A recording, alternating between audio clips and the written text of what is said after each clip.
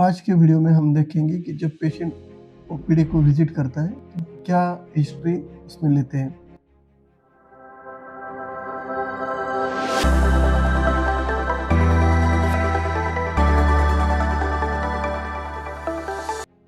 तो my name is doctor Nitin Ghorpade from Inspiria laparoscopy and IVF research centre रहाता।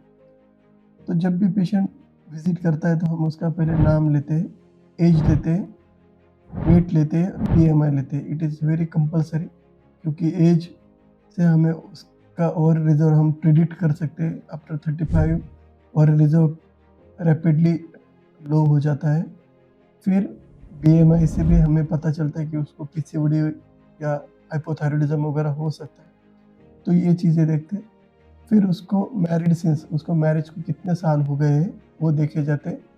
जितने marriage को ज़्यादा साल हुए हैं तो उतने हम एग्रेसिवली हमें ट्रीटमेंट के लिए जाना पड़ता है। थर्ड कि वो कितने साल से प्रेगनेंसी के लिए ट्राई कर रहे हैं वो भी इम्पोर्टेंट होता है।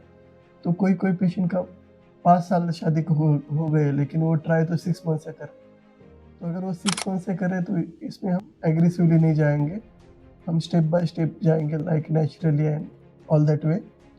तो this is the primary information.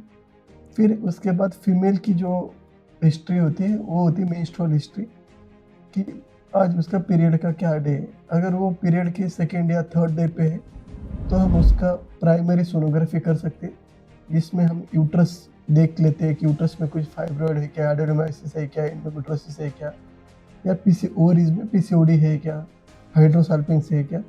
ये सब हम प्राइमरी स्कैन कर सकते हैं। और पास्ट मेंस्ट्रुअल हिस्ट्री देखते हैं कि उसमें ब्लीडिंग ज़्यादा हो रही है क्या। अगर हो रही है तो एनाटॉमिकल कॉजेस उसका फाइंड आउट कर सकते हैं। या फिर हाइपोमेनेरिया है, यानी पेशेंट को 45 डेज में 50 डेज में पीरियड आ रहे हैं और कम खून जा रहा है, तो उसमें पीसीओडी को सस्पेक्ट किया जा सकता है। फिर हम देखते हैं कि पेशेंट का कुछ एडिक्शन है क्या, एडिक्शन का हिस्ट्री लेते हैं।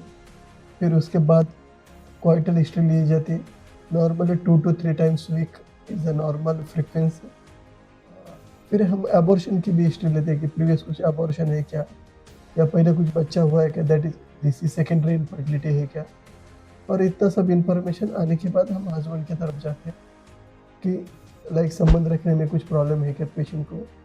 फिर उसके बाद हम लेते हैं कि उसको कोई संबंध रखते टाइम पेन है क्या हस्बैंड को, या स्क्रोटम में या नीचे के पार्ट में कुछ स्वेलिंग है क्या, उसका ऑक्यूपेशन क्या है, गर्म एरिया में वो जिधर गर्म एनवायरनमेंट है उधर वो काम कर रहे हैं क्या। तो इतना सब इंफॉर्मेशन कलेक्ट करने के बाद हमें एक फेयर आइडिया आ जाता है कि ये पेशेंट को हम कैसे अप्रोच करें। So thank you for watching this video. हम नेक्स्ट वाले वीडियोस में देखेंगे कि कौन से बेसिक इन्वेस्टिगेशन करने चाहिए कि जिससे हम मोड ऑफ ट्रीटमेंट हम डिसाइड कर सकते हैं। Thank you.